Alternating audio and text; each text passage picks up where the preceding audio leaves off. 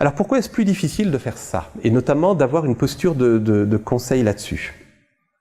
Alors, ça c'est un point de vue personnel, et enfin personnel, mais on pourra bien sûr en discuter.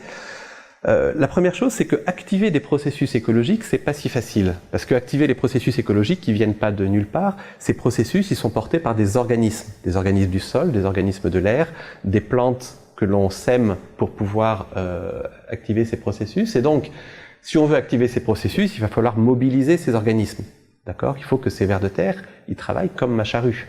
D'accord? S'ils créent pas suffisamment de porosité, j'ai raté mon coup. Et ces organismes ont quelques défauts, fondamentalement. Défauts, bien sûr, d'un point de vue pilotage agricole. Parce que... Première chose, c'est qu'ils sont souvent peu connus dans le contexte du champ cultivé. D'accord? Comment fonctionne un ver de terre, dans quelle mesure il est capable de créer suffisamment de porosité pour permettre un bon enracinement, une bonne circulation de l'eau, etc. C'est des questions qui restent aujourd'hui encore des fronts de recherche. D'accord? Et donc, on se retrouve face à des manques de connaissances. Alors, pour la science, évidemment, c'est quelque chose de très intéressant. Il y a de nombreuses recherches qui se sont développées là-dessus. Mais par rapport à une science qui s'est orientée depuis la fin de la guerre sur surtout pouvoir maîtriser les états physiques et chimiques de l'agrosystème, on voit qu'aujourd'hui, on a un gap de connaissances, un manque de connaissances sur la maîtrise des états biologiques, notamment au niveau du sol, mais aussi aérien, de l'agrosystème. Donc bien sûr, il va falloir construire, transmettre ces connaissances, et notamment dans une perspective d'agir et de piloter l'agrosystème. Et puis, on voit aussi que ça va passer, c'est pas uniquement de la connaissance scientifique qui va pouvoir permettre de faire ça. Quand on regarde à travers le monde les expériences d'agroécologie, elles sont principalement portées par des agriculteurs, par des praticiens, qui n'ont pas attendu que la recherche leur donne leur manière de faire, mais souvent on se dit, finalement, l'agroécologie, elle se construit sur le terrain, et elle s'est construite en mixant différents types de connaissances, des connaissances d'agriculteurs, des connaissances de praticiens, des connaissances d'experts, des connaissances scientifiques. Et on voit aussi que, moi en tant que scientifique, je suis agronome, donc mon travail c'est de construire des systèmes de culture, de les proposer, etc. Je vois bien que dès qu'on va sur l'agroécologie, je vais avoir besoin des connaissances qui sont hors du champ scientifique.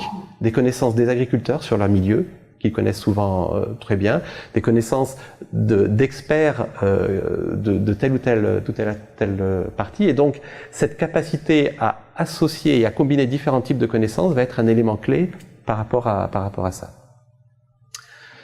Deuxième difficulté, c'est que ces organismes biologiques que l'on cherche à mobiliser, ils sont très sensibles, comme tout le monde, comme tout être vivant, aux conditions du milieu.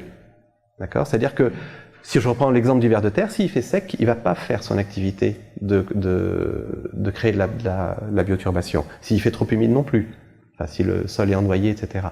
Et donc, il va falloir tenir compte de cette sensibilité-là qui rend le pilotage plus compliqué.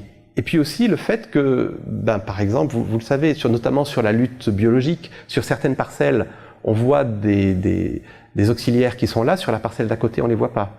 D'accord? Donc cette diversité entre parcelles, au niveau biologique, fait que les leviers que l'on va pouvoir activer vont être extrêmement divers selon les situations, selon le paysage, etc. Parce que la biologie est fondée sur cette diversité, sur l'existence de niches, sur l'existence d'une diversité du paysage. L'autre difficulté, c'est que ça va être également très sensible aux pratiques. D'accord? Une population de vers de terre, si on travaille le sol même un tout petit peu, elle est décimée. D'accord? Et donc, ne plus travailler le sol, c'est vrai que c'est une façon de pouvoir l'augmenter.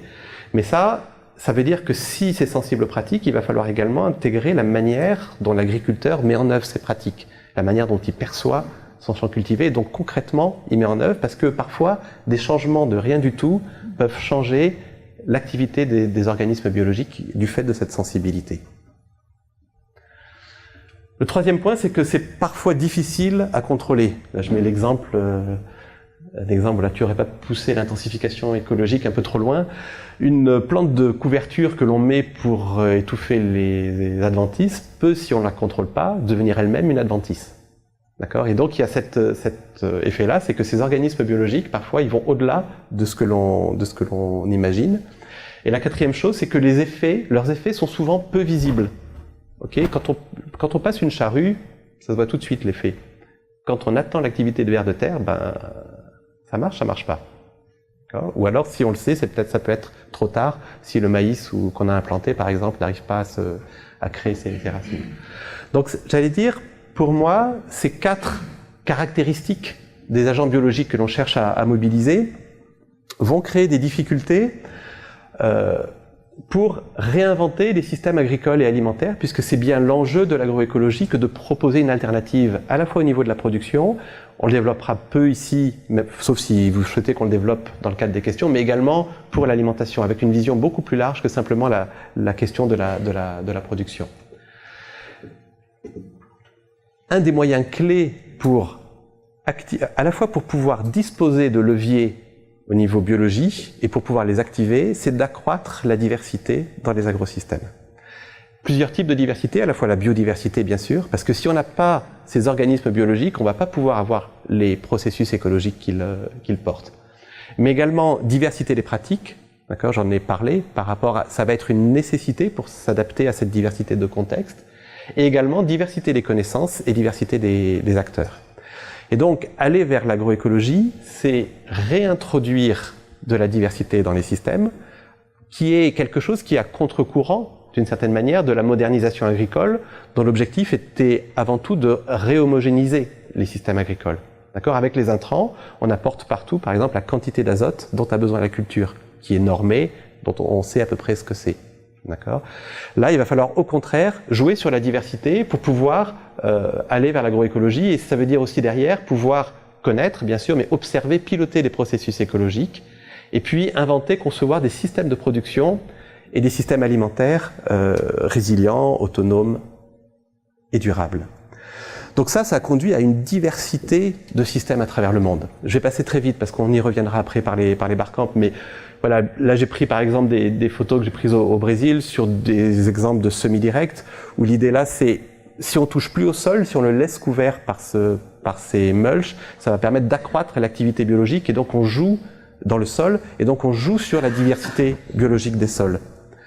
Ici, d'autres exemples en verger, à La Réunion ou aux Antilles, où on va mettre des plantes, où on va accroître la diversité en implantant de nouvelles espèces dans la parcelle, d'accord, une biodiversité planifiée, ce qu'on appelle, voilà, avec des plantes de service que l'on met en couverture, et même parfois des canards ou des oies qui vont servir à réguler la croissance de cette plante de service pour pas qu'elle rentre trop en compétition avec les agrumes.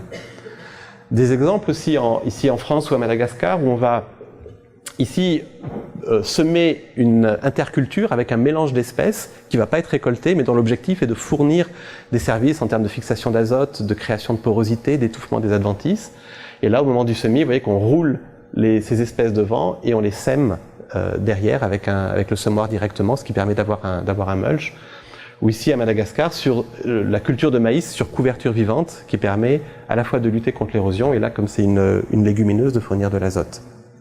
Je ne vais pas tous les détailler, mais ce qui est important, c'est de voir à quel point la mise en œuvre de ces principes-là, d'une part, conduit à une diversité de situations, et puis des situations qu'on n'est pas habitué à voir. D'accord ? Des choses qui n'existaient pas, ou qui existaient il y a longtemps, ou qui existent encore dans certaines parties du monde au niveau des systèmes agricoles, comme cet agriculteur là aussi brésilien qui cultive ses maïs et qui, entre ses maïs, cultive ses fourrages, d'accord, qui est un cajanus. Et bien sûr aussi les systèmes d'agroforesterie, là aussi qui existent encore à travers le monde, mais qui va jouer sur une diversité où on explore différentes strates, différents milieux de l'agrosystème pour pouvoir jouer sur les synergies entre espèces.